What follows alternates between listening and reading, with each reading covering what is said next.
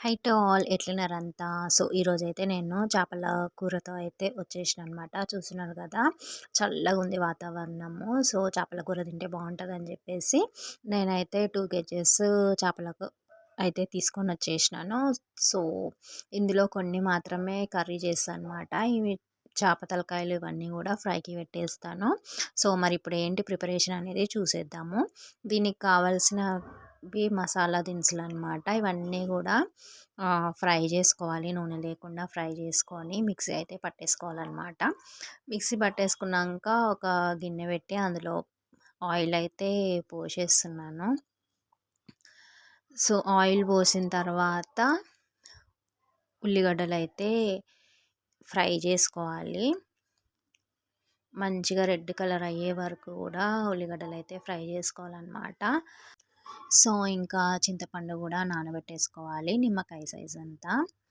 ఇంకా ఇందాక మసాలా దినుసులు, ఉల్లిపాయ, చింతపండు మొత్తం వేసుకొని మిక్సీ పట్టేసుకోవాలనమాట. ఇట్లా మంచిగా మెత్తగా.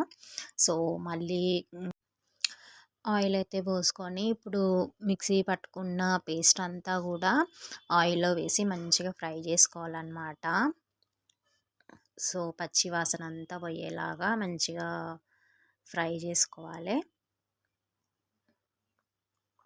ఆల్రెడీ ఫ్రై చేసినవే, కాకపోతే ఇంకా ఆయిల్‌లో మంచిగా అదంతా వేగేలాగా ఫ్రై చేస్తే ఇంకా బాగా టేస్ట్ వస్తదనమాట. సో, ఇట్లా మంచిగా కూడా మొత్తం ఇట్లా ఆయిల్ పైకొచ్చే వరకు మంచిగా ఇట్లా కలుపుకుంటూ ఫ్రై చేయాలి. ఫ్రై చేసిన తర్వాత ఇందులో ఇప్పుడు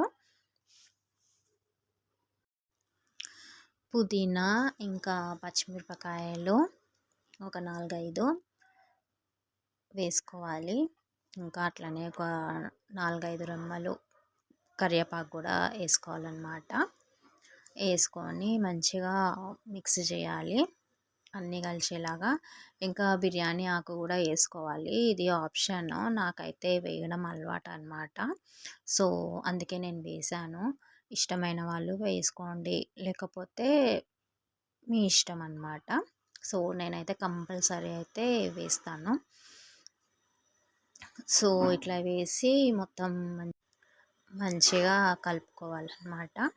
కలుపుకున్న తర్వాత ఇప్పుడు ఇందులో అయితే మనము పసుపు వేసుకోవాలి.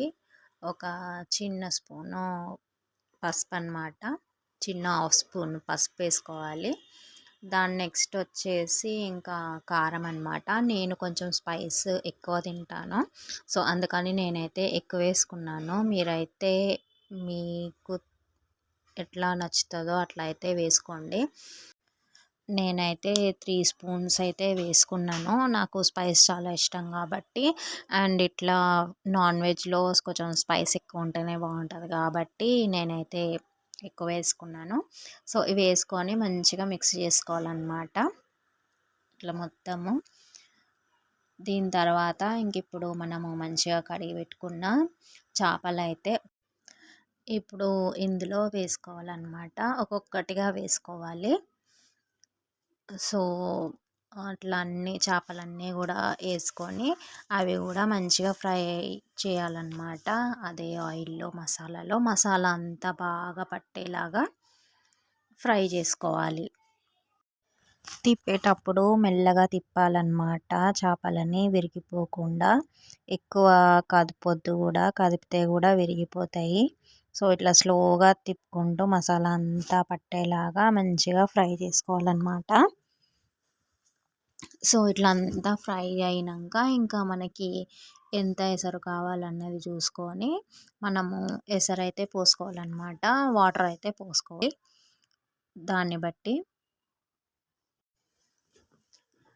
ఇంక ఇట్లా ఎసరు పోసుకొని మంచిగా కలుపుకొని ఉడికించుకోవాలన్నమాట. మంచిగా చేపలు ఉడికే వరకు ఉంచుకొని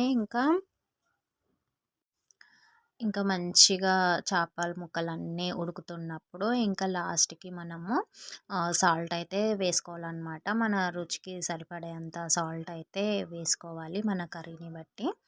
సో, ఇంకా తర్వాత నెక్స్ట్ గరం మసాలా పౌడర్ అయితే వేస్తున్నాను.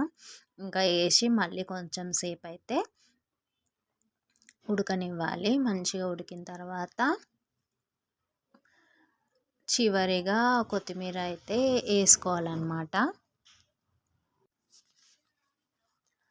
ఇట్లా కొత్తిమీర వేసుకొని ఇంకొక 5 నిమిషాలు ఉంచి ఇంకా స్టవ్ ఆఫ్ చేసుకొని వేడి వేడి చేపల కూర అయితే ఎంజాయ్ చేయడమే అన్నమాట.